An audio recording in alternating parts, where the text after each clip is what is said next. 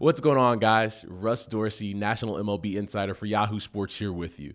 The NL Central isn't the best division of Major League Baseball, but it may end up being its most competitive, with a good mix of both veteran teams that are looking to make it back to the postseason and young teams looking to make their mark on the big leagues and make it back for the first time in their run. Here's what you can expect in the NL Central this season. The Brewers could wind up being the most interesting team in the NL Central this season.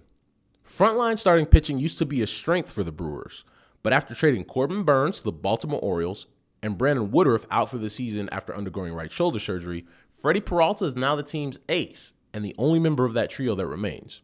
And with all-star closer Devin Williams out for the next 3 months as he recovers from stress fractures in his back, will the Brewers be sellers at the deadline, especially with a guy in Willy Adames whose contract is up at the end of this season?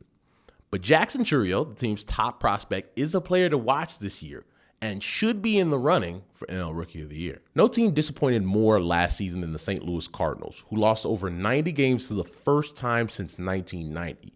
Now, entering 2024, the Cardinals are expecting a big bounce back from their group. The starting rotation was the area of concern for the Cardinals going into last season. This year, they added a guy in Sonny Gray, who finished second in AL Cy Young Award voting last season. And with aging veterans like Nolan Arenado and Paul Goldschmidt, who's on the last year of his contract before entering free agency, there's not a lot of time to waste for the Cardinals, whose winning window may be closing. After a disappointing finish in 2023, the Chicago Cubs are now the frontrunner in the NL Central going into 2024. They re-signed Cody Bellinger, who was their best position player last season, and brought over Shota Imanaga in free agency to be at the top of their rotation. But the biggest move the Cubs made this offseason was hiring former Brewers manager Craig Counsell. Now, seeing what Counsell has been able to do with different rosters in Milwaukee, there should be an uptick in production in Chicago.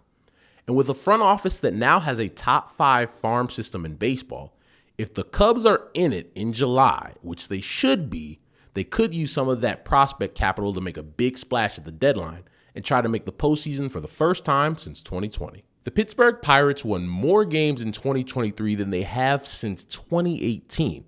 Now, that roster didn't even include 6'7" shortstop O'Neal Cruz, who's expected to be one of the breakout stars in Major League Baseball this season.